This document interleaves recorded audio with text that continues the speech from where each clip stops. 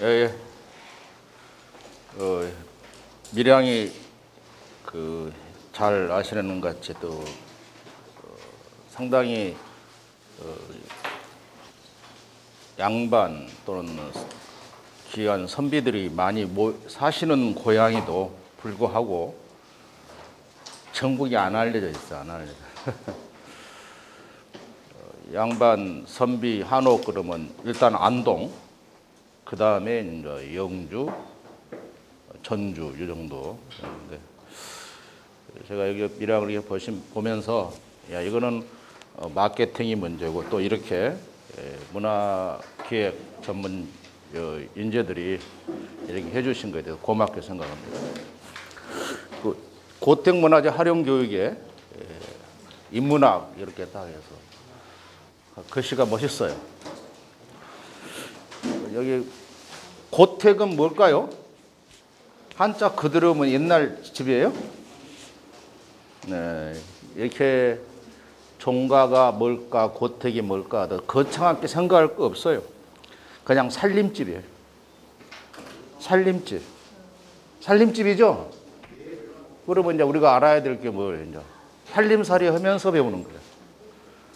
옛날 선비들이 살림집에서 어떻게 살았느냐, 그 공부하는 게 오늘 한옥 인문학입니다. 그런데 지금 뭐 한옥 인문학 그러면 공자께서 뭐 김종필 선생이 뭐라고 말을 했다, 이런 그 책에 나와 있는 얘기만 열심히 하죠. 그런데 선비들은 그런 책만 가지고 얘기를 한 게 아니라 오늘 나와 같이 나무 가지고 소통을 했어요. 나무가 가지는 인문학이 있다는 거예요. 오늘 그 많은 나무들이 상징한 것 중에서 제가 4가지의 식물을 가지고 들어왔습니다. 요 매랑국죽은 뭐라고 하세요? 여러분, 사군자 하니까 그림 그리는 사군자로 보세요.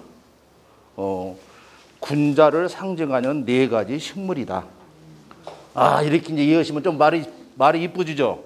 이걸 아느냐, 안 아느냐, 치시는 거예요. 자, 여기 있는, 이게 뭐죠? 그러면 어떤 군자예요? 요게 매랑국죽은 계절을 상징해요. 아세요?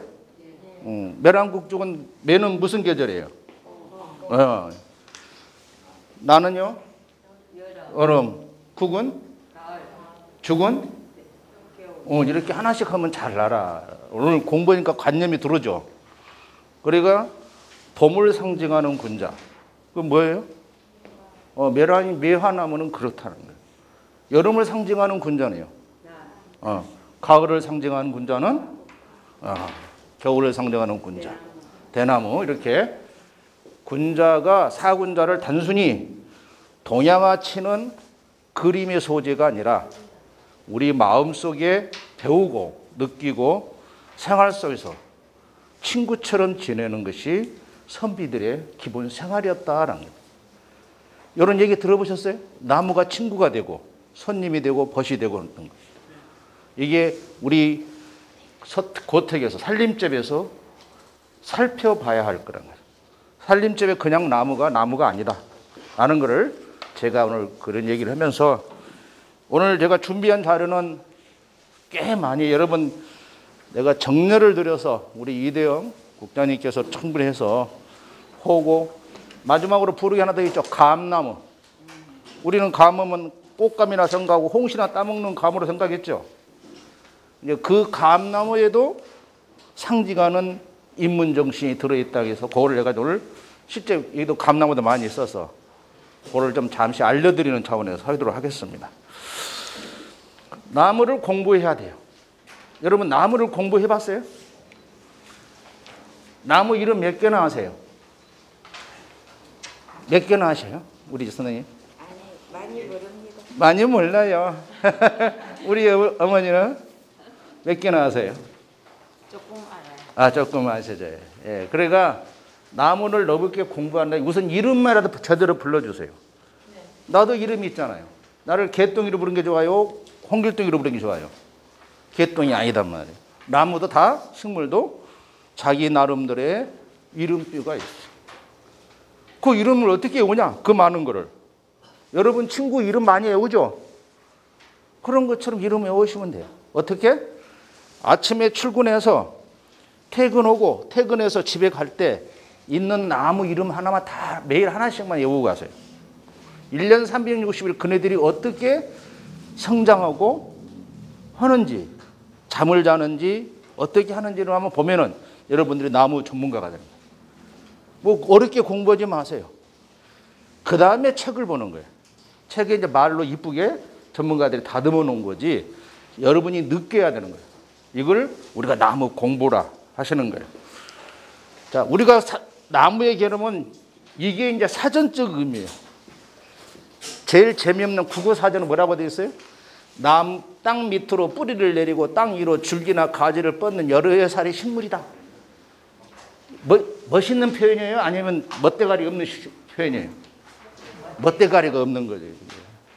생물과학적으로 뭐라고 할까요? 뿌리, 잎, 열매, 줄기 등을 가지고 있는 여러 해살의 목조의 식물이다. 이게 나무의 정의야. 우리가 이거 공부하실래요? 이런 거? 이런 거는 그냥 안 해도 알죠. 그 말이구나, 이게. 우리가 지금 머릿속에 드는 건 다 이거라는 거예요. 땔감용으로 쓰는 나무다. 건물 짓는 거다. 이런 식의 우리는 아니고, 우리가 선비라면은 이런 식의 나무를 보는 게 아니다라는 거를 우리가 한번 봤으면 쓰겠다. 이 생물 나무가 몇 년? 10만 종. 지구상에. 전체 식물 종의 25%를, 이제 초본류도 있으니까. 선체류도 있고, 버섯류도 있으니까. 그 다음에 곰팡이도 있고. 그래요. 최초의 석탄기, 트라이스, 백악기, 이 정도 연례가 얼마 정도 되는지 아세요? 석탄기, 트라이스, 백악기. 요게 1억 2천만 년, 1억 5천만 년. 우리 인류사하고는 식물하고는 역사 자체가 비교할 수가 없어. 이런 자연과학적에서 속시심 오늘날의 대부분의 최소한의 1억 5천만 년에 탄생된 어르신이야.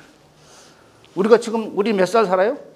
키껏해야 뭐 100년 살아야 잘 살아야. 나무하고는 이 생명 자체가 비교가 아니에요. 여러분 여기에 나보다 더 많이 살고 있는 나무들이 밀양에 몇 주나 있을 것 같아요? 세어 보셨어요? 여러분 밀양시 홈페이지에 가면 보호수 찾아보면 다 있어요. 그 어르신들이다. 나보다. 그분들은 그 나무들은 우리보다 더 많은 밀양의 풍파한 인간들의 삶을 보고 자라왔어요. 나무를 이렇게 설명할 줄 아셔야 돼요. 이런 게 식물인데 이렇게 아니에요. 공부 대상으로서 나무는 뭐냐? 인간이 만물의 영장이다. 그러니까 인간이 만물의 영장이기 때문에 지배해야 된다. 가꾸고 내 마음대로 써야 된다라고 서양 애들이 만들어 놓은 거예요. 호모 사피엔스 만들어가지고. 이게 이제 우리가 인간이 우리 서양의 관점이야. 우리 할아버지들은 이런 마음이 없었어요. 이걸 일명 서양 철학이다. 인간은 만물의 영장이니까 마음대로 사령해도 된다. 우리 할아버지들은 절대 이렇게 싸가지 없는 생각을 안 가졌어요. 인간은 만물의 영장이 아니라 나무와 나가 동격인 거예요. 인격으로서 존중을 했다는 거예요. 이것이 우리가 공부한 여기 문화가 인간을 영리하게 만들었다. 문화가 우리의 정신으로 마음속으로 생각으로 나무를 대하였던 것이 우리 할아버지들의 공식적인 마음이에요. 이게 서방적인 관점에서는 바로요 인간 중심적 지배 문화 입장이고 우리들은 어때요? 자연 중심적인 공존 문화다. 여러분 지금부터 나무 하나를 보실 때 친구처럼 나의 벗처럼 아니면 나의 희미한 옛사람처럼 대하시는 마음을 우리 마음을 기르시라는 거예요. 여기서 나무를 가르치라니까 산림청처럼 많이 키워서 옆으로 키워가지고 목재 생산해서 돈 버는 이런 관점이 아니에요. 이거는 1차 산업인데 우리의 마음은 정신 수양으로 대상으로 삼았다는 거예요. 우리 공무원들이 그래 인간 그래서 살아와서 자연의 생명체다. 나무도 말을 한다. 여러분 나무가 말을 한 거 들어보셨어요? 나무가 말을 한 거예요. 아십니까? 내가 아프다. 나 열이 살쪄 있다. 나는 지금 열심히 살고 있고 건강하다. 라는 것은 다 나무나 식물이 말하고 있는 거예요. 그걸 알아 병 걸렸다. 이상한 벌레 꼈다. 이렇게 맛없는 소리 하지 마시고 나로 인해서 네가 아프고 즐거움이고 매일 대화를 하시면 이 나무도 나에게 말을 걸어줍니다. 나무가 말을 한다는 생각은 인간만이 세상에서 유일하게 생각하는 거예요. 우리 동물 중에서 나무가 말을 한다고 생각하는 인간만이 갖고 있다는 거죠. 이런 감정이, 생각이, 마음이. 그래서 우리가 더 영특한 인물로 나무는 그래서 공부의 대상이며 역사이다. 이게 우리가 나무를 공부해야 할 이유이고 하나입니다. 자, 여기 이런 말 좀 쓰면은 뭐가 좀 있어 보이더라고요. 있어 보여. 그리고 좀 처럼 보이고 처럼. 2500년 전에 노자란 양반이 2500년 전 사람이에요. 예수님은 몇 살을 낳으셨어? 2020년. 그보다도 훨씬 더 어르신이요. 도가도 비상도 명갑이 비상명이라 이름은 알아들어요? 밑으로 써야 도를 도라고 말할 수 있는 것은 진정한 도가 아니며 이름을 이름이라 말할 수 있는 것은 진정한 이름이 아니다. 라는 것을 우리 할아버지도 2500년 전에 사람들은 이미 깨우침을 느낀 거예요. 우리는 2500년 전에 사람들이 이렇게 깨우치고 만드는 글도 해놨어요. 그러지. 왜 우리는 깨우침이 없나는 거예요. 우리는 스마트폰도 쓰고 달나라도 갔다 오고 비행기 타고 지구를 다 둘러볼 수 있는 이런 편리한 세계, 과학 문명의 세계에서 우리가 이걸 깨우치 못한다는 것은 우리 자신의 수치죠. 우리가 이런 식의 공부를 안 가르쳤고 학교에서 못 가르치니까 사회교육에서 이런 공간을 통해서 이런 시간을 통해서 가르쳐내는 겁니다. 인간만이 말을 한다. 말은 인간의 독점적인 권리다 해서 벗어나서 세상의 모든 존재가 인간과 똑같이 말하고 숨쉬며 살아간다는 사실을 깨달아야 해요. 제가 오늘은 나무 얘기만 꺼냈어요. 옛날 선비들이 키우는 동물원이 있었어요. 동물 사랑도 했어요. 우리 지금 집에서 키우는 고양이, 개, 다 키우죠. 그럼 옛날 선비들은요? 옛날 사람들은 했을까 안 했을까요? 똑같이 했어요. 지금까지 앉아서 반려동물, 반려식물 키우는 것 같이 그렇게 키우는 게 아니라 나의 인격 함양으로, 인격 수양의 대상으로 그네들을 대했다는 거예요.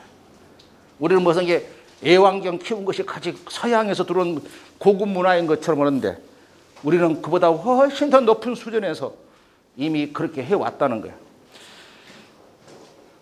우리 인간이 사용하는 문자, 언어가 아니라 평소에 다양한 종류의 언어 식물들은 사용하는 거예요. 나무는 곧 인간이다.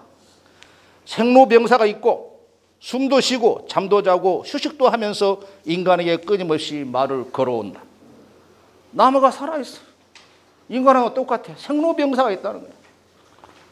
이런 나무를 한번 자세히 보십시오. 이게 보시면 여러분 이 나무가 매일 내가 아프다 안 아프다 다 보여줍니다. 공자님께서 말하죠. 이렇게. 그래서 그런 나무를 보고 공부하는 거예요. 그걸 대학에서 뭐라고 써줬냐. 경물치지라고 그래요. 세상에 살아가는 사물들을 보고 내 인간의 감정을, 지식을, 살아가는 방법을 터득하는 거예요. 이것이 선비정신인 거예요. 공자왈 대학에서 뭐가 있다? 뭐 중용이 뭐가 있다. 이거 많이 암기해서 선비가 아니에요. 그런 식의 선비는 선비라고 치지도 않았어. 옛날 우리 어르신들은 우리 땅에서 우리가 자라는 땅에서 자라는 식물을 보고 마음을 터득하는 거예요. 이것이 우리가 말하는 경물치지론입니다. 대학에서 가르치면 마음속의 육아의 근본이임을 명확히 일관된 체제로 정립을 했어. 이걸 체제적으로 만든 사람이 이제 공자시대 위에 송나라 시대 주자이라는 사람을 말한 이분들이 이렇게 만들어낸 겁니다. 이분들이 이미 말을 했어. 늦게 다루고. 그걸 지금 21세기 사람들은 전달하지 않는다. 그래서 제가 전도사로 와 있는 거예요.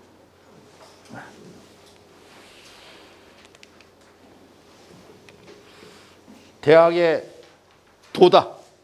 큰 우리가 아는 것, 배우는 것은 3강 8조목이 다 있는데 뭐 이런 것 다 가르치잖아요. 간단한, 저는 요 4글자를 꼭 합니다. 경물, 치지. 내면의 세계를 배우는 거야. 그래서 여러분, 내가 아침 출근하면서 퇴근할 때까지 내가 지나가는 지역의 나무를 유심 있게 봐라. 말을 하고 어떻게 커가고 꽃은 어떻게 피고 가끔은 이렇게 잎도 꽃도 따면서 씹어보기도 하고 손에 찔려보기도 해보고 껴안아보기도 해보고 그러면 나무가 이 경물치지를 배울 겁니다. 고상한 공자님께서 무슨 말했다 이것이 아니라 소나무가 이렇게 말을 하더라. 느티나무가 이렇게 말을 하더라 라고 여러분이 하셔야 되는 거예요. 이게 살아있는 교육입니다. 이걸 통해서 배우는 것이 바로 우리 대학에서 가르쳤던 경물치지의 근본적인 취지였고 근본적인 가르침이었다는 거예요. 거기에 따라서 이제 뭐 성의, 정심, 수신제가 치국 평천하라 이렇게 하는 거예요. 우리가 하는 것은 수신, 마음을 닦는 거, 몸을 닦는 거예요. 핵심. 경물체제를 통해서 배우는 게 세상에 살아가는 만물들이 살아가는 것을 배우면서 인간도 어떻게 살아가야 되느냐, 어떤 마음을 가져야 되느냐 라는 것을 배우는 몸에 배워서 하는 것입니다. 거기서 실천하는 게 바로 제가 치국 평천하. 이게 이제 우리가 이웃을 사랑하고 가는 거예요.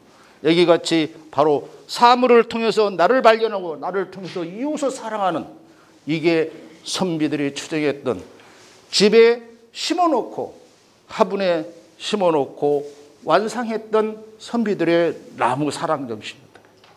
오늘 여러분 지금 있는 곳의 화분에 집에 있는 나무를 이렇게 한번 생각해 보셨습니까? 정말 우리 마음 자세를 이 시간을 통해 이후에 바꿔봤으면 좋겠다. 지금부터 한 1000년여 사람이죠. 900년 전 됐는데 세상의 삼라만상은 나무 한 그루 풀 한 폭에 이르기까지 그 이치를 갖추고 있다. 이 이치를 하나씩 따져 들어가면 마침내 확연하게 세상 만물의 이치를 밝혀낼 수가 있다. 그래서 경물치지 법칙격 만물물 이룰치 깨달을지. 여러분이 깨달으시라는 거예요. 우리들 한옥 인문학이 그거예요. 한옥 안에 심어져 있는 나무들을 보면서 그 공간 속에 자라고 있면서 했던 그런 것들을 배워가는 깨달을 수 있는 것이 맞다는 것을 이게 맞춰 듭니다. 그게 곡성리설이죠. 성이 고록, 성격이 곡이다. 성량이 다른 게 아니에요. 그런 특성이 곧 내가 옳음, 바름, 옳고 그름을 깨달을 수 있는 것이다 하는 거야. 모든 사물의 이치를 끝까지 파고 들어가면 알매에 이른다. 여러분 나무 공부 어려운 거 생각하지 마세요. 출퇴근할 때 여러분 아파트에 있는 동네에 있는 가옥 공원에 있는 나무 하나 이름 부르면서 이들이 어떻게 생로병사를 하는지 하는 것들을 잘 관찰하시면은 여러분이 공자, 논어, 맹자, 대학, 소학 훨씬 더 높은 수준의 말씀을 하시는 거예요. 공자님은 논어란 책을 읽고 논어를 쓰셨습니까? 명자님은 명자라는 책을 읽고 명자를 쓰셨습니까? 경물 취지를 통해서 그런 글을 남기셨다는 거예요. 예수님 또한, 부처님 또한 세상에 살아가는 사물들을 보고 깨달음을 느껴서 말했는데 나중에 후예들이 기록해서 나온 게 바로 불경이요 성경이요 우리가 유교 경전인 겁니다. 외워서 하지 마시라는 거야. 무슨 책에 어디가 나와 있다 이런 거 몰라도 되는 거야. 우리 살아가는 삶을 속에서 생물 속에서 느낌을 받으시라는 거야. 우리 양명하기도 여기는 심학, 아까는 이학이고 이거는 대나무 한 그루를 오랫동안 세심하게 관찰, 갈라보기까지 하면서 연구를 했어. 양명하면서 이치를 명확히 알아낼 수 없자 그것을 또다시 풀어 다른 방향에서 온 거에 마음을 풀어보는 거야. 옛날 이런 분들도 다 이렇게 살았는데 왜 우리는 안 하냐. 경물 고로 마음이다. 일체의 마음에서 우러나오는 행동이다. 우리가 살아가는 마음을 꼭 한번 이렇게 읽어보시고 악을 버리고 마음을 바로 잡음으로써 사람의 마음 속에 선험적으로 지니고 있는 양심, 지혜를 밝혀내는 겁니다. 우리가 양심의 가책을 느낀다라고 하는 거 있잖아요. 지혜를 써라. 그것이 다 우리가 살고 있는 공간 속에 있는 나무를 통해서 우리 할아버지들은 공부를 해왔다라는 겁니다.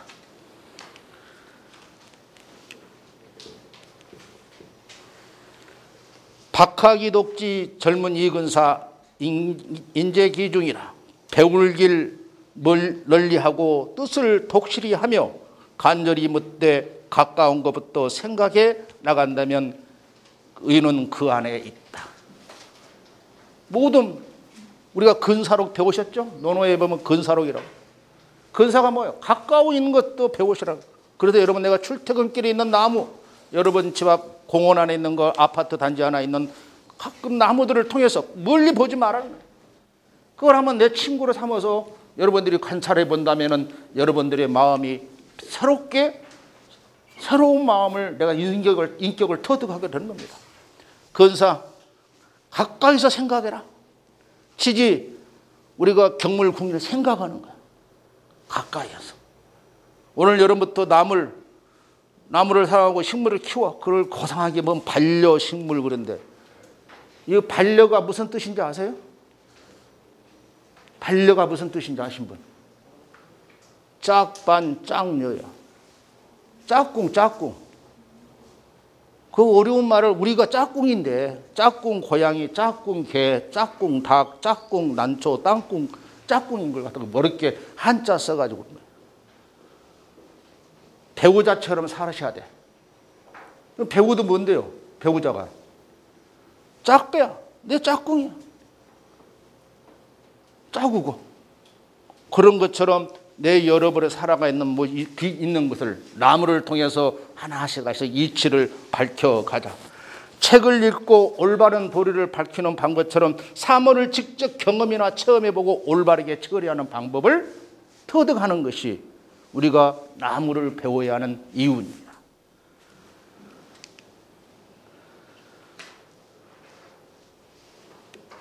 하나의 이치를 알면 만 가지 이치를 한 번에 안다. 이제 여러분 그 마음이 쌓여지는 거야. 그렇게 느껴지면 가까운 데서 먼 곳으로 낮은 데서 높은 곳으로 보라.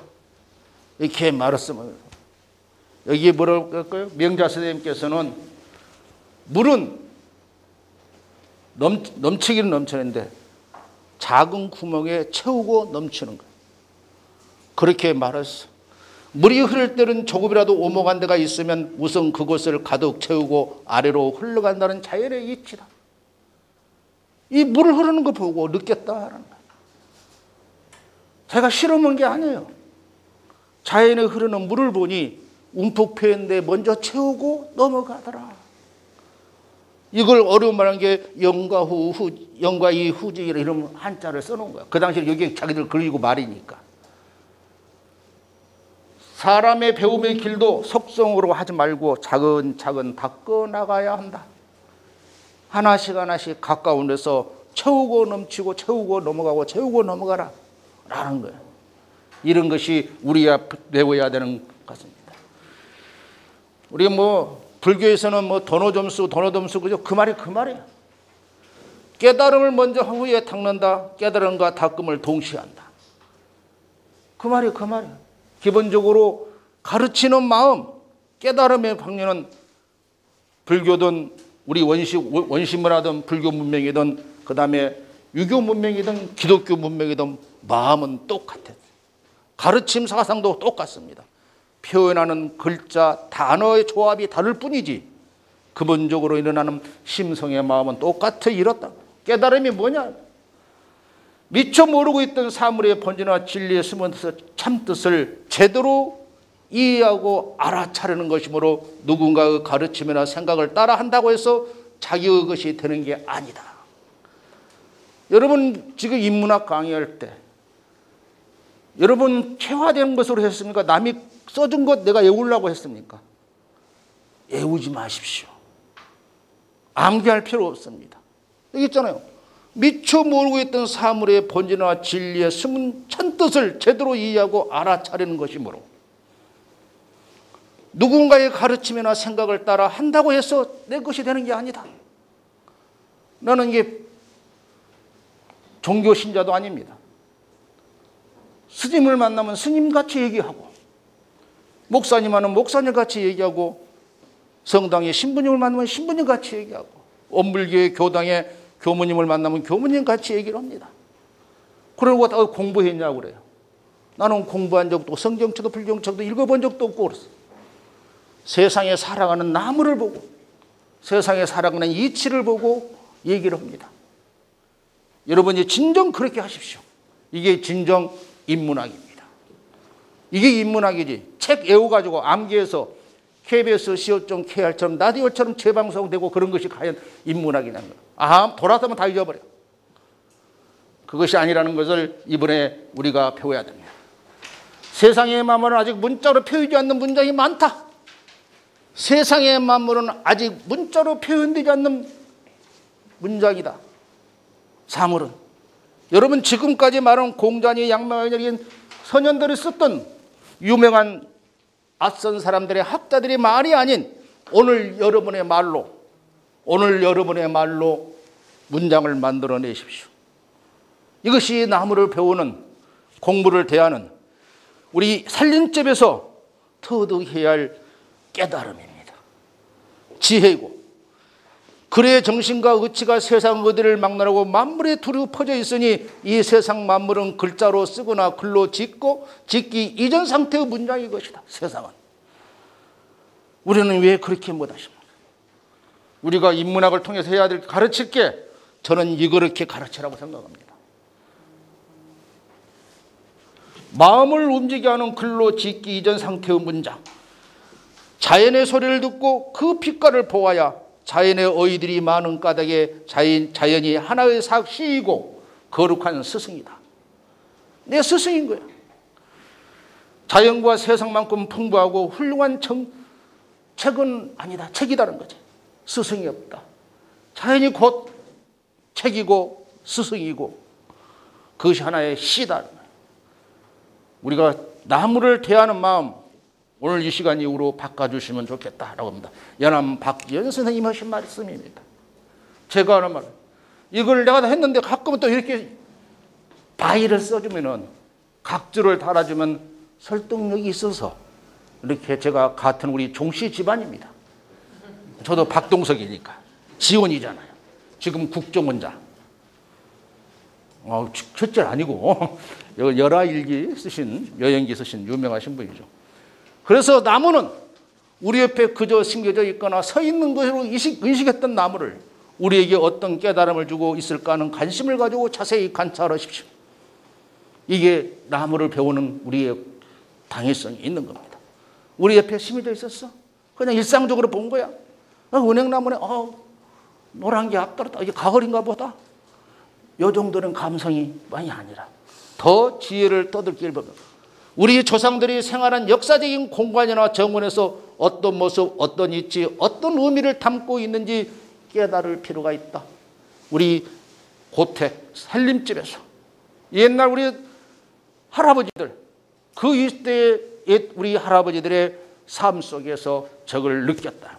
그런 걸 우리가 느껴보자는 거예요. 왜 이 공간에, 이 한옥터에, 이 살림집에 이 나무를 심었을까? 이 나무를 심어서, 이 식물을 심어서 어떤 마음을 배우고자 했던가? 라는 것을 우리는 지금부터 깨달아가야 됩니다. 나무의 소중함을 잊고 사는 것은 근본을 잊고 사는 것 같다. 인간은 과연 어디서 왔는가? 나무는 인간의 고향을 찾아가는 열쇠 중에 하나다. 여러분, 나무 공부를 그렇게 하셨습니까? 의식을 해보셨습니까? 오늘 이 시간을 통해서 우리가 선조들의 삶 속에 자리한 것을 우리 마음을 한 군데에 집중해서 이치를 깊이 헤아려 보는 마음가짐을 이 시간을 통해서 이루어 주실 것을 제가 이게 강의를 만듭니다.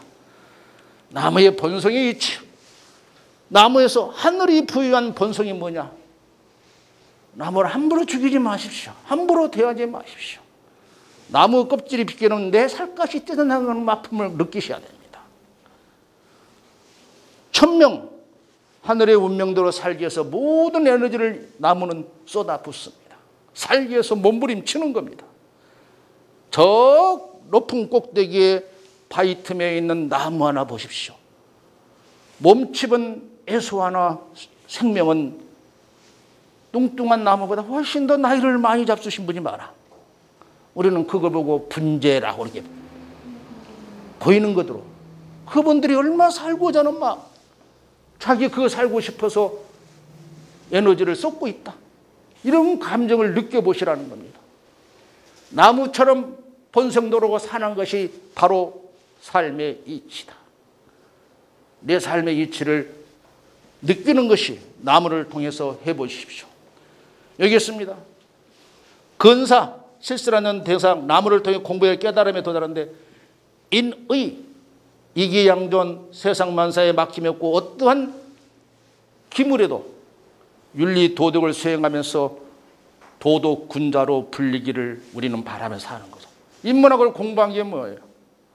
내가 사람이 사람다울 때 사람다울 하는 모습으로 배우는 것이 인문학, 터득하는 거죠.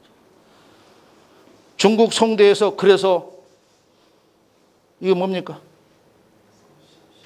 아니 이렇게 글자 내가 한글 두 개, 사무. 그거 뭐예요? 요 우자가 무슨 뜻이야? 무슨 우자예요? 와, 세 가지 벗이다. 친구다 이거야. 혹한 겨울에 내가 상대하는 벗은 누구였냐? 친구는 누구였냐는 거예요. 여러분의 진짜 혹한 청에 실제 계절적으로 혹한도 있지만 내 인생에 혹한 게도 있잖아요. 내 진정한 친구가 누구였느냐는 거예요. 이렇게 느껴서 봤다는 거예요. 이렇게 말을 만들어내는 거예요. 중국의 명대에 와서 사군자가 나옵니다. 사군자가 옛날 그저부터 나온 게 아니라 이렇게 식물을 두고 수많은 학자들이 연구하면서 터득해서 이 네 개의 식물을 보니 군자의 품성을 담고 있구나. 군자가 가야 할 길이 이 식물의 특성이 생애적 특성을 담고 있구나 라고 만들어 놓은 겁니다. 이저는 사군자가 아니라 4명의 군자. 여러분 이게 간목을 보면서 진짜 군자의 만성을 본성을 키워나가시라는 말씀을 드려봅니다. 공간을 통해서 성리학들은 삶을 이해하십시오. 한옥 우리 살림집에서 그냥 집만 죽어있는 나무로 만들어진 그 조리식 주택만 볼 게 아니라 우리 살림집에는 두 개의 나무가 존재하잖아요. 살아있는 나무, 죽어있는 나무. 그렇죠. 여러분 살림집 우리 사는 집에 죽어있는 나무를 죽여서 만들었잖아요. 그래서 재탄생시켰죠. 새로운 모습으로 기능을 새로 주었으니까. 우리가 그런 관계에서 이해를 해라. 모든 생명체는 수평적 관계성이 있다는 거예요. 한 그루의 나무는 자연 생태요. 한 인물의 삶은 인문 생태요. 인간이 사는 공간은 사회 생태다. 이게 우리 살림집에서 느껴야 할 인문 정신입니다. 나무를 개인적인 학문과 성찰로 대상을 삼았다라는 거예요. 우리 근사의 방법으로 그 나무를 통해 인생의 도리와 우주의 이치를 깨달은 것. 이것이 우리가 나무를 공부하는 근본 자세라고 봅니다. 인간은 숲에서 나와 직립보용을 하고 손을 사용하면서 만물 중에 유일하게 노동하는 존재로 등장했다. 우리 인간들이 드디어 노동을 하는 거야. 여러분이 있는 나무, 집안에 있는 나무는, 여러분 마당에 있는 나무는 원래 그들이 고향은 어디입니까? 갈 고향은 산입니다. 산을 자기 집을 떠서 이쪽으로 온 거예요. 자기가 살고 싶지 해서 그런 게 아니라 내가 선택해서 가지고 들어온 거예요. 그러면 그 나무에 대한 고마움을 표시하는 그래서 인간이 그런 식으로 자연을 이용하는 거죠.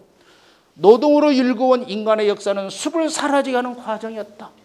숲의 소멸은 고향에서 점점 멀어진다는 것을 의미한다. 너무 멀어지기 전에 고향으로 돌아갈 준비를 해야 된다. 부모이자 고향인 숲을 더 이상 훼손하지 말고 돌아가야. 고로 우리 나무를 보면서 이런 마음을 키워가고 가는 것이 우리들의 경물 취지론이라 대학에서. 이런 것을 기후학적으로 서양 관점에서 풀어봅시다. 이게 기호. 우리가 쓰는 이 문자는 뭡니까?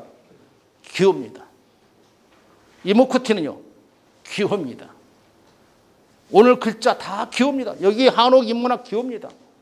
이런 기호를 나타내는 것이 뭐냐는 걸 말씀드리는 게 요새 기호학이 바로 인문학, 마케팅, 미디어, 디자인, 문화, 에코, 광고들 다 합니다. 이분이 말씀에서 로만 야코스비 유사성과 한육이라는 말을 했어요. 비슷한 것들이 많은 걸 유사성, 한육에는 근접성과 결합성에서 동동을 대체해서 말하는 운유법이라고 표현하죠. 한유에서 말하는 거. 이게 기호입니다. 아까 같이 혹한기의 세 명의 친구.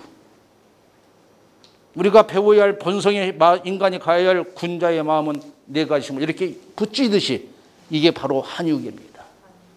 그걸 한유의 세계로 이렇게 보는 겁니다. 이분이 찰스 샌더스 퍼슨하는 기호학은 어떤 의미가 만들어지고 소비되는 것은 학문이다. 이게 뭐죠? 나무, 생각하고 기호로 표시하는 거예요. 이게 우리가 기호학. 그거를 대상체 해석해서 표상하는 이 과정을 우리는 기호학에 봅니다라는 거예요. 이것이 우리 마음속에서 생각하고 이거를 나무로만 보지 말자. 이제 여기 가는 거예요. 그게 말씀드리는 겁니다. 커뮤니케이션이었다. 우리가 서로 소통하는 기였다는 거예요. 그냥 사람문학적 나무가 아니라 인문학적 소통하는 도구로 대상으로 생결해 갔다는 거죠. 그래서 우리 감정도 표현하고 또는 행동을 촉구하고 또는 여러 가지 명령도 하고 서로 교감하면서 살아갔다는 거예요. 그게 바로 기후학적 본입니다. 우리 보십시오. 조상들이 논일던 역사 공간의 나무, 일명 정원이라고 표현하죠. 정원뿐이 아니라 정원이 꼭 정원으로 꾸며야만이 정원이 아니라 나무 한 줄을 심어도 정원입니다. 분에 심어놔도 정원입니다. 그런 것을 보면서 생태학적 기능만을 하고 있다는 보지 말고 우리와 경물지식 사고로서 우리와 대화를 하면서 의사소통하고 있고 소통의 방식도 여러 가지이고 우리 특히 다양한 의미를 부여하면서 교훈적으로 뭘 가르치고 느낄 수 있도록 만드는 문화상징의 나무 기후학으로 보셔야 된다. 식물로서의 본성과 약용 속에 생겨난 의미성, 본초 강목에 나오는 우리 양리적도 있지만은 선현들의 생애와 사상을 우리 삶 속에서 느껴보시라는 겁니다. 김종직 선생님의 집에 여러분은 서원에 향교에 있는 나무가 그냥 나무가 아니에요. 다 이런 기후학적 사고를 갖고 나무를 심고 배치를 하고 갖고 왔다는 거예요. 이상이 현실된 나무, 자연이 이제 의상하고 일어났다는 거예요. 우리 역사와 함께 예술화, 종교나 문화가 되면서 단순히 식물이 생태적 범주를 넘어서 다양한 문화의 상징 속으로 나타내고 있다. 자연을 지배하는 것이 아니라 자연과 내가 벗이 되고 손님이 되기도 하고 더 나아가 하나가 된다는 생각에서 출발했다. 우리 할아버지들은 이렇게 생각을 했어요. 우리는 스스로 자연보호 정신이 있었던 거예요. 이것이 바로 우리가 말하는 지금 말하는 자연보호고 환경운동이 그런 겁니다. 저기 물고기에 있는 물고기를 지키는 거, 하늘하는 새를 그렇게 단순히 지키는 그 차원이 아니라는 거예요. 마음을, 그런 마음을 키워내는 것이 환경운동이고 자연보호운동인 겁니다. 이런 마음에서 자라고 있어야 되죠. 내가 그런 마음이 없는데 단순히 생물학적으로 멸종위기종이니까 보존해야 된다. 이거는 1.0 운동이에요. 우리는 좀 3.0 운동 차원의 더나 문화를 상대하신 분이니까 내가 하나가 되어서 같이 간다는 거예요. 이게 너의 아픔이 내 아픔이라는 거예요. 이렇게 느낄 줄 알아야 돼요. 선비와 함께한 마음, 선비의 마음을 품었다. 그 다음에 그 많은 식물들 중에서 군자, 벗, 손님 등으로 대우했다는 거예요. 우리 할아버지들은 나무를, 식물을 그렇게 바라봤다는 거죠.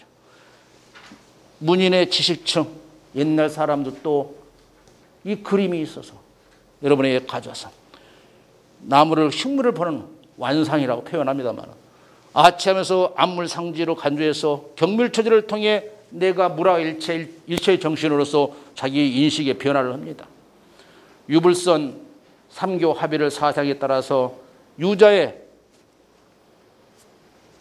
선비의 근본 정신을 삼고 내 마음에 수양을 해 나갑니다. 이것이 우리의 갖는 거예요. 여기는 똑같이 삼교의 평심, 유교가 불교와 성교, 도교도 같은 마음이었다는 내가 말씀을 드리잖아요. 어려운 게 아니야. 글자 표현이 조합이 다를 뿐이야. 근본적으로 똑같은 사상 마음에서 출발해 가는 겁니다. 동서고금이 똑같다는 거예요. 나라와 민족이 마음속에 살고 있는 심경은 뭐냐? 세월을 이으면서 마음과 마음이 이어내려온 문화의 속마음은 뭐였네? 우리가 고택을 배우고 문화재 활용 사업을 통해서 배우는 마음이 뭐냐는 거죠.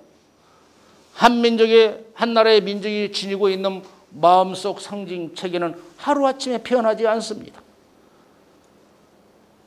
한 민족의 고유한 전통 문화에는 그 민족이 오랫동안 공유해온 상징의 숲이다. 자연물, 도구, 행동 규범이 스며 있고 합리적, 과학적 적으로 이해하기 어려운 시면의 깊은 마음이 속에 자라고 있는 거예요. 우리가 나무를 배워야 하는 이유입니다. 상징이 민족 문화의 기본이다. 색채 언어가 있죠. 푸른 신호등이에요? 초록 신호등입니까? 서양 애들은 초록이라고 말하고 우리는요? 푸른, 이게 차이. 그게 너무 초록이야, 파랑이야 이렇게 따지지 않는다는 거예요. 우리 그것이 상징이라는 거예요. 그게 우리하고 서양 애들의 생각이 다르다는 거예요. 그것은 맞고 너는 우리가 틀리고 그것은 이게 아니라는 거예요. 바로 상징 세계 속에서 들어있는 문화성이라는 거예요. 이제 봄이 되었습니다. 봄이 왔어요. 봄은 색깔은 무슨 색깔일까요? 분홍색. 네? 아, 예, 청색. 전번에 한번 강의 들어서 아실 거예요. 동물은 봄을 상징하는 동물. 벌써 자청룡, 청룡. 봄은 방향으로 따지면은 좌측이야. 이게 그 배운 그 느껴요? 이제 이런 개념 속에 여러분 들어와 있어야 돼. 이게 상징 체계라는 거예요.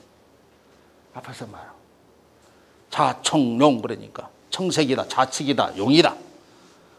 이렇게 외우시면 되는 거예요. 그 봄이고 계절로는 이제 이해가 됐어요? 이게 우리 할아버지들은 이런 것이 마음속에 이미 돼 있는 거야. 기본 학습이. 우리가 안 돼 있지. 그러니까 우리 문화재를 해석하는데 한계가 있는 거예요.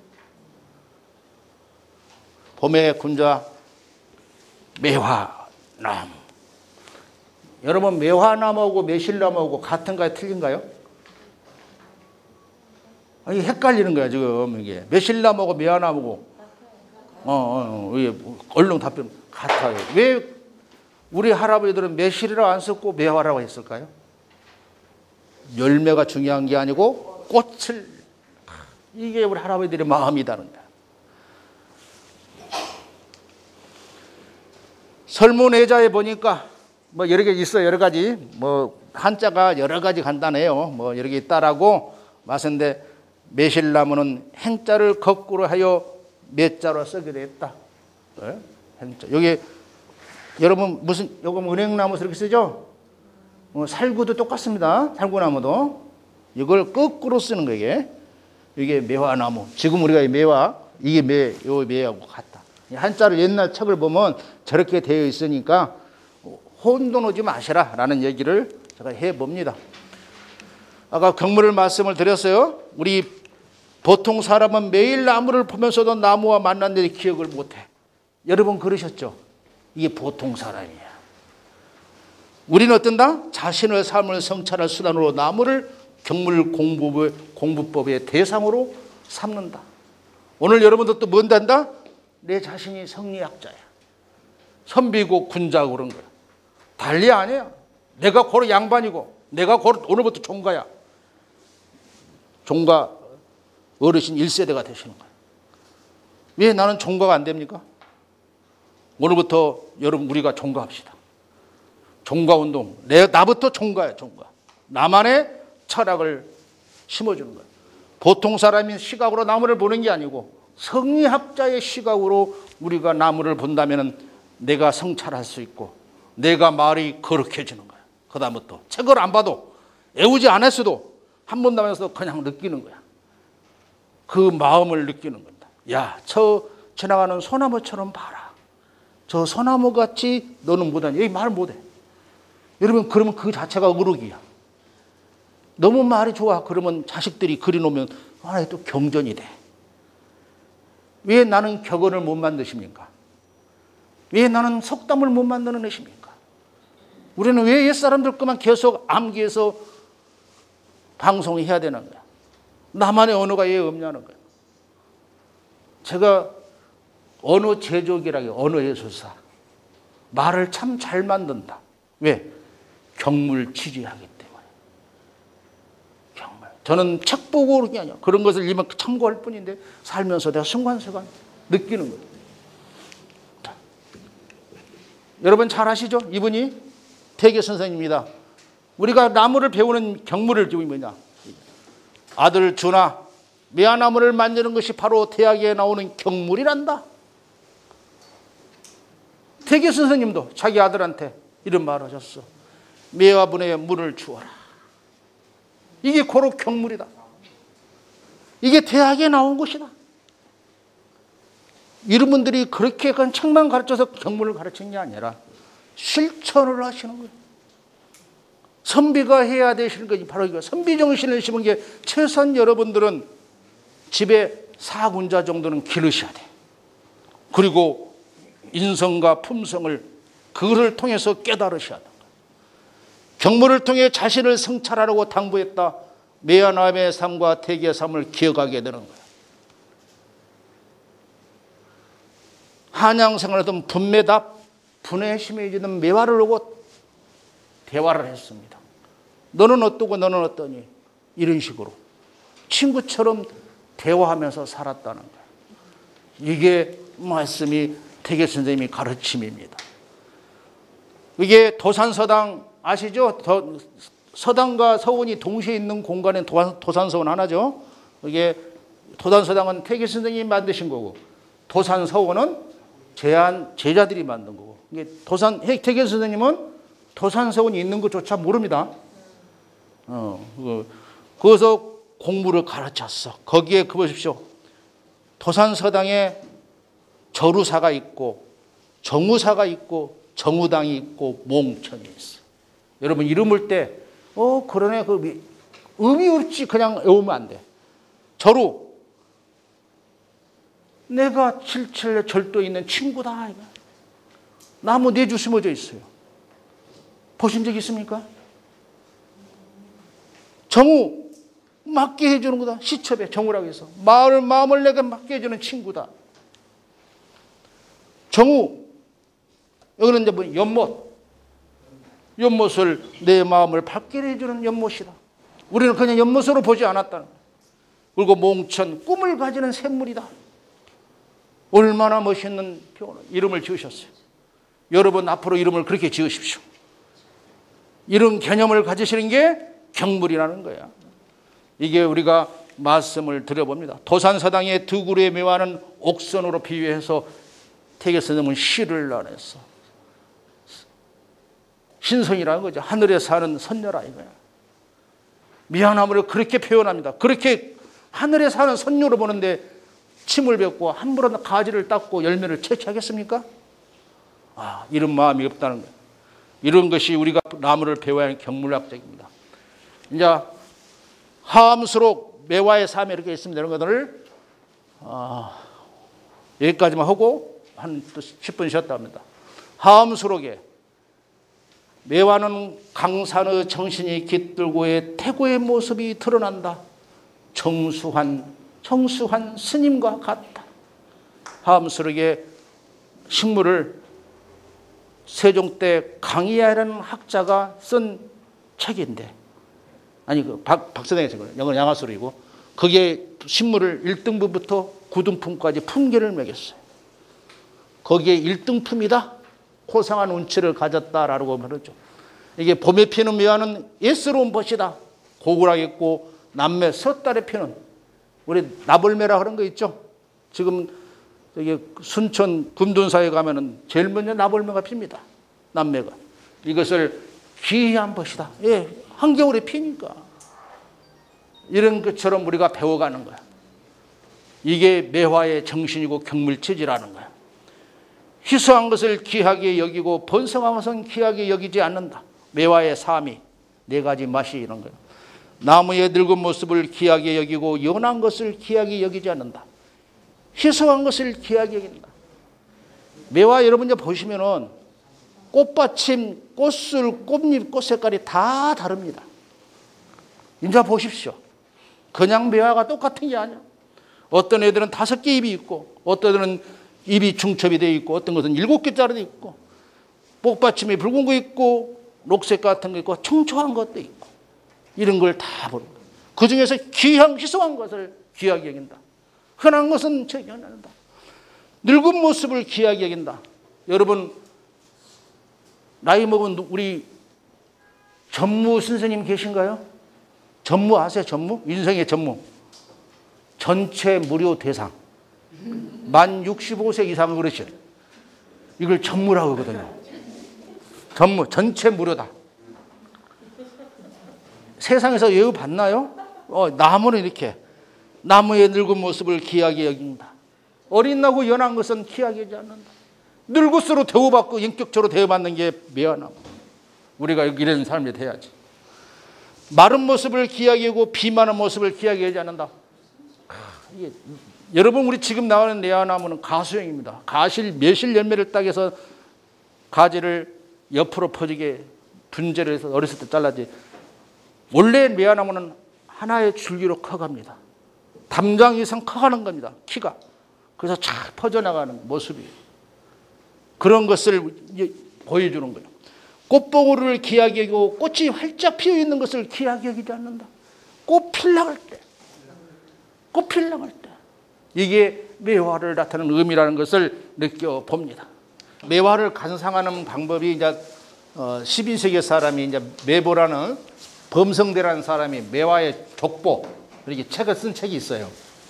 중국의 학자지만 매화는 천하의 으뜸가는 꽃으로 지혜로운 자다. 어리석은 자다. 어진 자다. 풀초한 자다. 불문하고 어느 한 사람도 이의를 제기한 사람은 없다. 매화에는 운치가 있고 품격이 뛰어나다. 이렇게 표현하신 거야. 매화를 보는 거 이렇게 보는. 그리고 가장 최근에 우리 수필가 대한민국 정목이라는 사람은 그 모습은 천연 달빛을 먹은 눈부신 백자와 같다. 얼마나 멋있습니까? 정하기로는 흰 모시옷보다 더 하고 한지 방면에 물드는 새벽의 서기가 살아있다. 정화수의 정결한 마음과 푸른빛 또는 은장도의 순결매를 안고 품고 있다.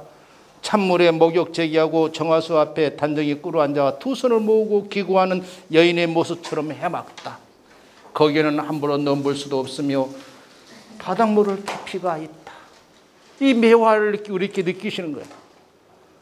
여러분, 이제 이게 나무를 공부하는 깊은 공부하는 심성이 내공이 쌓이면은 이런 경지에 이른다는 거예요. 이분이 뭐 책 보고 그 나무를 보고 이런 얘기를 했으니 여러분 이제 그렇게 배양을 하시라는 거예요. 아까 마치 내화에 물들어가는 말씀을 드렸고, 삼국사기 매화는 언제부터 했냐? 삼국사기 고구려 봉기 대무신왕에 8월에 매화꽃이 피다. 미쳤지. 그래 증언은 그러죠. 옛날에도 이렇게 가끔은 이상한 애들이 나타난 거예요. 이게 뭐 옛날에도 이게 나무가 많이 있었다, 심어졌다. 고려 왕건 현릉의 벽화에도 동쪽에 매화나무가 있는 거야. 그래서 뭐죠? 매화나무가 방향으로는 동쪽, 좌측, 동쪽, 봄 이렇게 상징하니까 그런 마음이 고려 왕건릉에도 고려시대 사람도 똑같았다는 거예요. 이런 것을 보는 거예요. 이게. 그 다음에 이렇게 박익 선생님 가까운데 알죠? 밀양시? 이게 매화. 매화. 여러분 고을에 있는 거예요. 이런 거 보셨어요? 느껴봤어요? 우리 동네에 있다. 우리 동네에 있다. 이게 무덤 안에 석실 남쪽과 북쪽 벽에 가장들에 네 곳에 매주 벽화가 발견됐다. 이게 우리가 충주를 표시한다. 여러분 고향이 있어. 이제 이런 걸 딱 여러분 이야기로 다 풀어먹고 가르치면 이걸 한번 가보자. 아마 박이기니까 우리 나하고 종신해. 나도 박동석이거든. 이런 개념이 옛날 사람부터 매화를 키워왔다고 합니다. 뭐 한림명구도 시가문학에서 등장한다고 목매다 말은 엄청난. 고려시대의 세도가 지성인의 정원에 핀 아름다운 꽃으로 고려시대다. 우리 조선시대뿐이 아니다는 거죠. 여러분 잘 아시죠? 목은 이승 선생님, 이색 선생님이 시조에 처음으로 매화를 읊은 사람이다. 백설이 차진 꼴에 구름이 머흠해라. 반가운 매화는 어느 곳에 피었는고 석양에 홀로서 이셔갈 곳 몰라 하노라. 이렇게 시로도 읊어내는 거예요. 이제 우리가 한옥에서 가르치고 한옥에서 있는 매화나무를 21세기형 시도 만들어내고 시도 읊어내고 그림도 그려내시고 여러분의 돌아가실 때 여러분이 돌아갈 때 가나안에도 매화나무 한 쪽 또는 그림 정도 그려가지고 하신 게 아니겠어요? 옛날 박 교수님 다 했는데 왜 그런 분들만 해? 왜 나는 안 해? 박희 선생님이 왕입니까?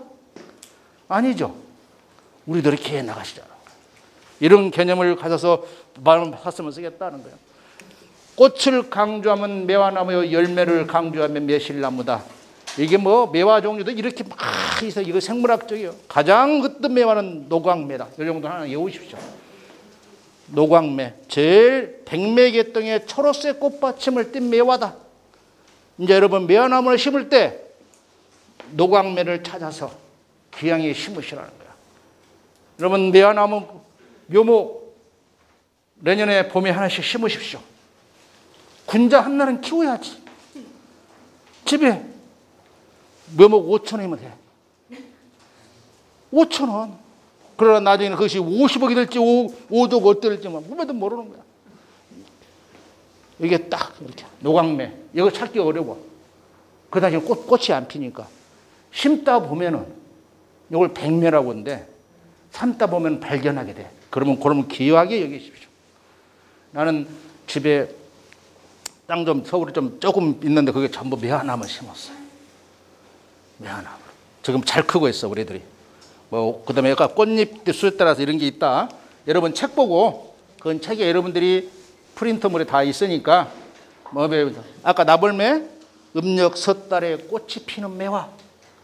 여러분 이제 매화길 따라서 저 매화길 따라서 꽃 필 때 한번 돌아다니십시오. 매화나무가 천연길름 국가지정 문화재도 있어요. 매화나무가 얼마나 이게 무슨 설중매, 뭐 동매, 조매 이런 게 다 있으니까 직진매, 수직매, 우유매, 도수매 등 이런 거 있으니 여러분 그냥 읽어보시면 안 되니까 넘어가시고 이게 열매 크기에 따라서 다 다르다 한번 넣습니다. 그 다음에 강조하는 거에 따라서 이게 달라집니다. 매화의 품류 이게 나오죠? 율곡매 오죽헌에 가시면은 하엄사에 그 하엄매, 배양사 가면은 고불매, 서남사회관이 서남매, 강주 강의 전남대 대명매, 계당매, 가사문화권 지장매, 양산 통도사회. 여러분도 이제 여러분 지역을 대표할 수 있는 매화나무 한번 찾아보십시오. 있습니다. 옛날 선비들이 심어놨던 매화나무. 이래서 국가문화재로 천연기념물로 만들 수 있는 지혜를 찾아보십시오. 자, 여기에 우리 할아버지들이 매화나무를 품성을 새롭게 편성하신 거야. 강의안의 하품 일품, 하음새는 구등품, 하음소리는 춘매는 고우요, 남매는 기우다. 아까 말씀드렸어요. 정당백은은 꽃을 10가지 친구를 벗으로 삼았어요. 청우다. 박세당은 손님이다. 장매식도 손님이다. 이게 보십시오. 이걸 우리가 이렇게 할아버지는 이렇게 표현한 것을 매화의 특유의 수용에 의한 이름을 갖추고 있는 것을 우리가 말씀드리는 거예요. 이걸 다 우리 역사책을 배웠죠. 양화서록도 배우시고 하암석도 배우셨죠. 들었죠, 역사책. 그 안에 있는 글자입니다, 이게. 우리는 이걸 안 가르쳐 준 거예요. 우리 할아버지들은 공부를 했어.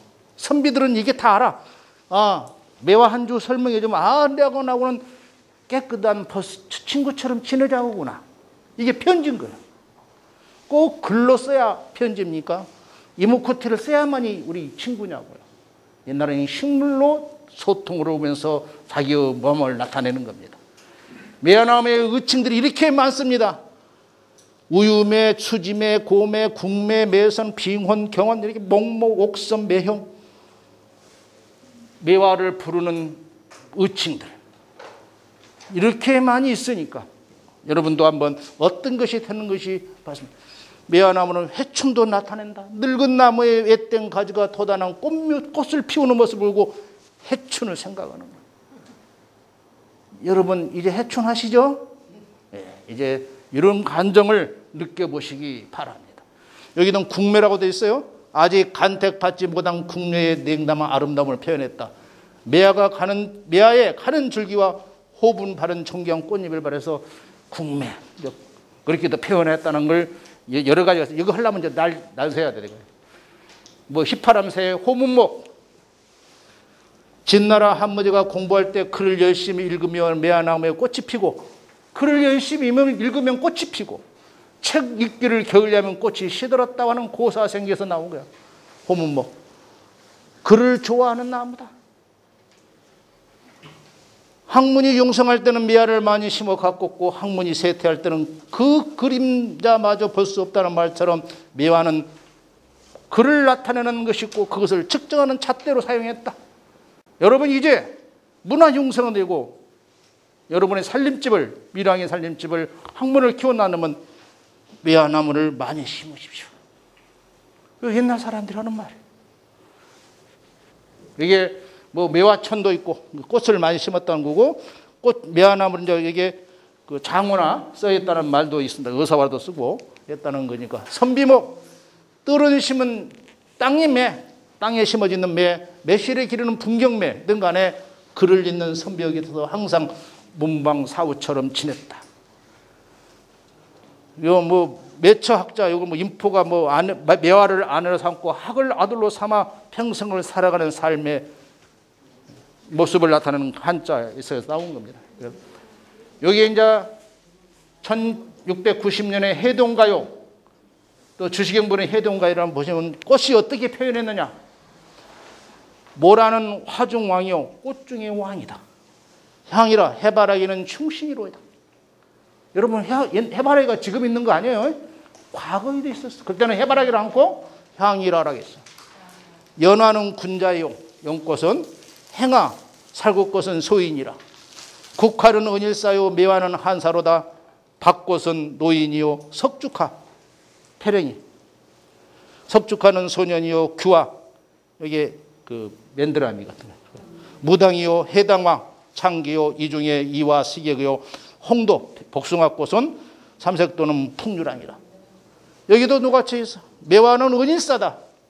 매화는 한사다. 한가를 그 선비를 나타내는 모습으로 이렇게 이런 글이 있는 거예요. 여러분이 이제 뜰에 심어져 있는 것을 해바라기는 충신이라는 것을 느끼실 줄 알아야 돼요. 이렇게 여러분들이 이제 공부를 하시는 거예요. 얼마나 멋있어요? 우리 할아버지들이 내가 쓴 게 이 해동가에 꽃말 열고 사설 시조. 옛날 사람들이 이렇게 했다는 거예요. 뭐 계절성의 의칭 뭐 여러 가지 많은 게 있어요. 뭐 일지춘생이다, 빙기옥절이다, 빙자옥절이다, 여러 가지가 있습니다. 여기 이제 매화나무와 붙어서 붙여져 있는 글들입니다. 쌍청, 매화나무와 수선화가 있어. 여러분 집에 수선화가 있죠? 간혹 집에 심어져 있잖아요. 매화나무 2개 수선을 보고 우리는 그걸 쌍청이라고 그렇게 표현한다. 해설력이 풍부해져. 스토리텔링이 되는 거야. 세안이야 매화와 대나무가 있으면 이하라고 불렀다. 그 다음에 매화와 국호도 이우라고 불렀다. 둘의 층계다는 거야. 세안 상호도 있고 삼군도 있고 수선, 삼반, 사무, 매화나무, 돌, 삼청 이런 거 다 이렇게. 우리 할아버지들은 이런 방식으로 식물을 보고 놀았어요. 대하고. 오청도 있잖아요. 오우도 있고 칠향도 있고 7가지 향이 나는. 예를 들면 매화, 난초, 백과, 수서, 말리, 치자, 개화. 이것은 7가지 향이 나는 우리 식물이구나. 여러분 이 정도는 다 여러분 고택에 다 심어져 있을 거예요. 그냥 심은 게 아니라는 거예요. 선비정신, 매화를 그리는 거 어떻게 그리는 방법이에요? 이 책에 다 나와 있으니까 뭐 거기면서 우리 공부를 하는 거 아닙니다. 선비를 나타냈다. 매화 일생의 한불명이라 매화는 가난하고 일세 동안 향기를 돈과 바꾸지 않는다. 얼마나 멋있는 표현입니까? 매화는 가난하여도 일생 동안 향기를 돈과 바꾸지 않는다. 우리 인생이 돈과 바꾸는 게 많잖아요. 인생을 돈과 바꾸는 게 많은데 매화는 그렇지 않는다. 여러분 그런 내용들이 선비의 곡 기품이요 절조다는 거예요. 이걸 우리가 느끼는 겁니다. 뭐 이런 정도전의 시 여러분 그 책 한번 읽어보시면은 그 정도전의 삼봉집에 나와 있는 그 시를 읽으면 매화나무를 보고 자기의 인생관이 어떻게 담겨져 있는 것이 있습니다. 또 이게 누구죠? 성산문도 있죠. 이게 매화나무도 나와 있습니다. 성산문도 여기도 매화나무 대나무가 가르친 도와 미를 사랑하고 공경하면서 그 품성과 정신을 실천하는 것이 곧 천하의 정도요 정리라 생각하고 괴석에 놓여있는 매화 분을 바라보면서 인세의 진원을 떨쳐버릴 수 있었다. 성산문가 그렇게 갈면서 모든 것을 매화나를 보면서 자기의 마음을 달랬다는 거예요. 인생을. 이걸 이렇게 내는 것이 우리 사육신, 생육신들의 모습이었다는 거예요. 그 다음에 하서 김일호 선생님이 시가 이렇게 있습니다. 성비의 기쁨 질조 있다는 거, 불굴의 정신으로 융장하여 얼음과 눈보라 속에도 결코 굴하지 않는 의연한 정신을 지니고 있음을. 결국 내가 선비다. 그런 기쁨이다. 매화나무가 그렇게 성장한 것을 보고 내가 그렇게 느꼈다는 거예요. 이게 상징된 기호고 문화의 상징성이라는 거예요. 여러분 이 밀양의 그 집안에 가보면은 매화나무를 읽은 시가 있을 겁니다. 찾아보십시오. 그 집안 하나하나에 매화나무를 가고 읽은 그 인생 그 담은 게 있는 거예요. 대나무를 보고 읊은 시가 있을 것이고 이렇게 갔으면 쓰겠다고 합니다. 뭐 여러 가지가 있어. 군자다. 군자국으로 있습니다. 군자는 중국 춘추시대 높은 벼슬아치 아내가 남편을 일컫는 말이다. 우리 남편이 왜 남편인지 아세요? 남쪽에 있는 사람이야. 사랑채가 남쪽에 있어, 북쪽에 있어? 남편. 그래서 남편이야. 여편은 남편 옆에 있으니까 여편이야. 사랑채가 옆에 있죠? 저 안채가. 살림집 구조가 그래. 거기서 다 따온 거예요. 이게 말씀드립니다. 이게 우리가 학식이 높은 사람 이렇게 사군자의 그림에 한봉지라는 사람이 사군자를 최초에 그리면서 선물을 하는 거예요. 식물을 그렸다. 군자의 한 명으로 대했다는 겁니다. 뭐 여러 가지 있어요. 군자 3회. 논어 게시판에 나와 있어요. 군자에게 두려운 것이 3가지가 있으니 하늘을 명을 두려워하고 자신보다 학덕이 높은 사람을 두려워하고 성인의 말씀을 두려워하라. 이게 군자가 가르쳐야 할 두려움이죠. 내가 지켜야 할 또 군자의 또 근자유상계라. 군자에는 경계할 일이 세 가지가 있으니 젊을 때는 혈기가 잡히지 않은지라 경계할 것이고 경계할 것이 여색이다. 장성하여 혈기가 강해지면 경계할 것이 싸움이다. 나아가 나이가 들어 혈기가 쇠진하면 경계할 것이 물욕이다. 이게 군자가 가는 길입니다. 뭐 그 관련해서 군자 삼납, 군자가 즐겨야 될 사람은 왜냐? 뭐가 나와서 부모님이 모두 살아계시고 형제들이 무고함이 첫째 즐거움이요. 우러러 하늘에 부끄러지 않고 구보와 사람들에게 부끄럽지 않음이 두 번째 즐거움이요. 천하의 영재를 얻어 가르쳐 영재를 기르는 것이 세 번째 즐거움이다. 우리 인생의 즐거움을 이렇게 즐겨보셨습니까? 내 형제들, 내 부모들 큰 부용 없이 천수를 다하고 돌아가시고 또 내가 그렇게 살고 있는 이게 사실 즐거움입니다. 부끄럽지 않는 것, 내 가슴에 마음에 손 올려놓고 부끄럽지 않는 행위, 언행 어렵죠. 우리나라의 김영삼 대통령 때 도덕운동을 시작해서 해서 도덕 회복운동 위원장을 뽑는데 한 사람도 위원장은 안 한대. 김수환, 주기경도. 무슨 줄 알죠? 그런 급들의 성직자들도 도덕에서는 부끄러운 거예요. 여러분 부끄러움이 있으신가요? 부끄럽지 않으면 군자입니다. 군자가 다른 게 아니에요. 천하의 영재를 가르치는 것, 이렇게 가르치는 것도 즐거움. 그 가르침을 나무를 통해서 옆에 있는 근사, 가깝게 있는 걸 통해서 가르치는 것이 군자가 즐길 삼낙이다. 세 가지의 낙이다. 이게 있으니 맞습니다. 군자는 또 유교적으로 볼 때는 순결과 정리를 일으킨 여인이도 나타낸다. 남성뿐이 아니라는 거죠. 우리 유학생분들 많이 오셨습니다. 이게 이규보가 고려 때 사람입니다. 옷 같은 살결에 아주 맑은 향기에 있어 약을 훔쳤던 달속의 미녀 항아의 정신이니까. 예, 매화의 꽃잎을 보고 이렇게 표현하십니다. 이런 감성을, 심성을 매화를 통해서 느끼고 배우고 쌓아가고 깨달아가는 이것이 우리가 순결한 여인을 나타내. 그와 관련된 것들이 이렇게 많이 있어. 여성의 옷에 그린 매화꽃은 절개를 당부하는 겁니다. 여러분 옷에 남친한테 꽃그림 받아보셨어요? 우리 남성 우리 분들 또 이렇게 한번 하는 것도 사랑의 청혼을 이렇게 말씀드립니다. 여성의 지키를 다진 매화시도 있고 뭐 여러 가지가 있다는 걸 말씀을 드려봅니다. 이와 관련해서 이렇게 매종했던 그 그림들 여든데 그 규방에 있는 것들을 사용하는 이런 것이 매죽장도 이렇게 여인들이 쓰는 건 다 그런 순결과 정절을 지키는 여인상을 나타낸다라고 해서 그런 것을 줍니다. 뭐 사랑도 있고 해춘도 있고